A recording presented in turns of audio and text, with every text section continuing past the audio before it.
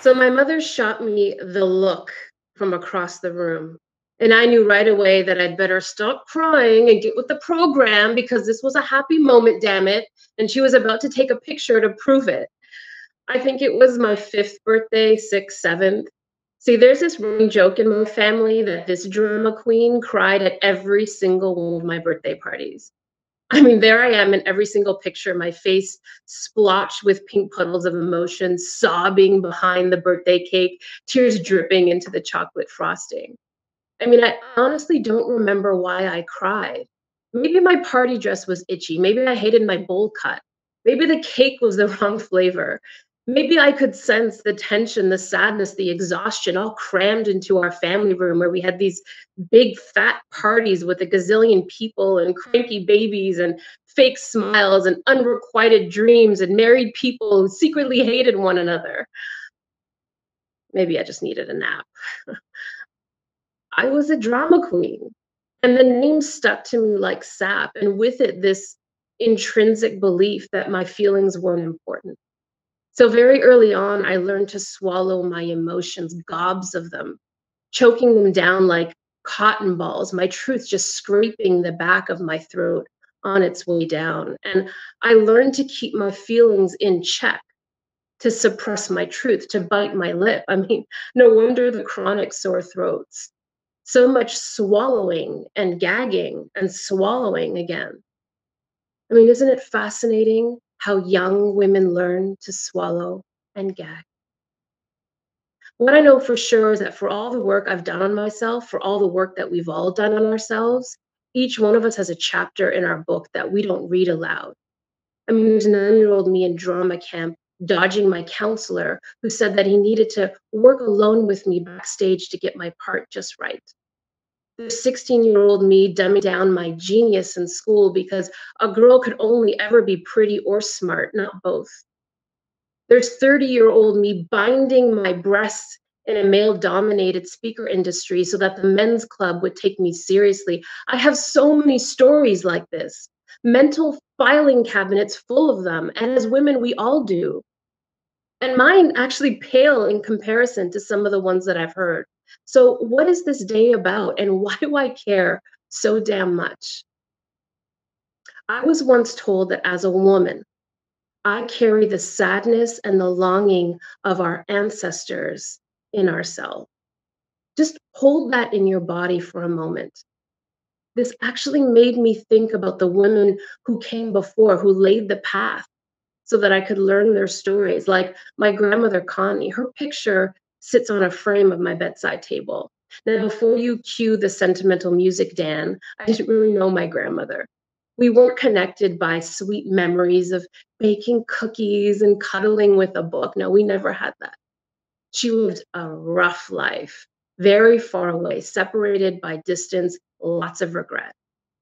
But still, our connection is profound. And in a weird way, it's deeper in her death than in her life.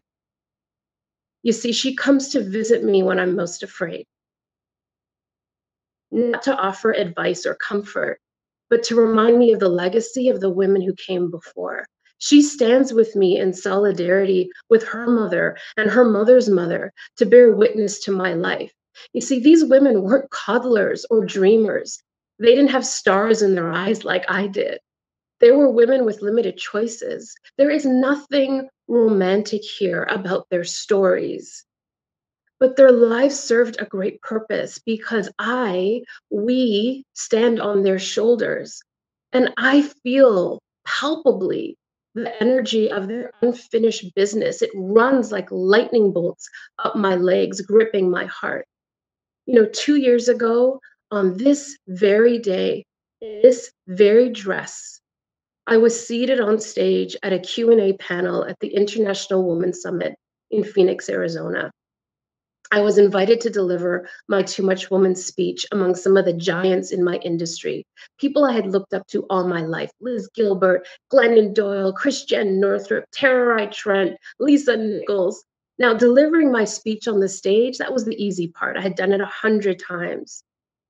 But there was this VIP lunch where people had paid big money to have their questions answered by these extraordinary women. And I don't know why they invited me. I was honored just to be invited to the table.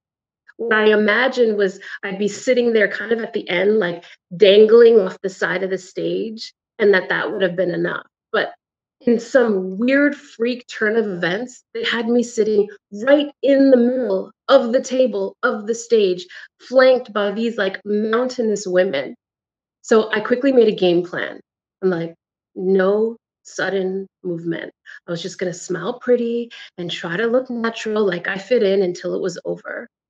So I was completely unprepared when a few minutes in, someone at the back of the room asked me a question. The whole room fell silent. It was like this was my defining moment.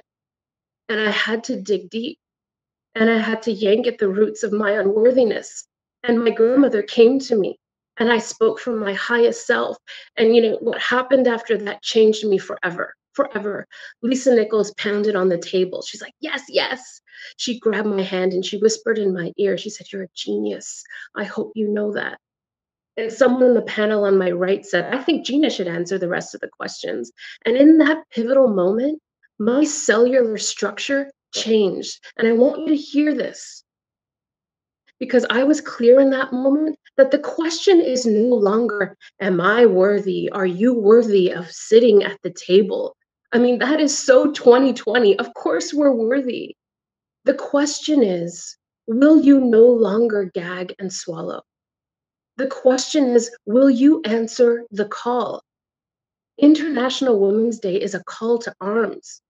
It's a battle cry born from the shredded lungs of any woman who has ever been muted, every witch that's ever been burned.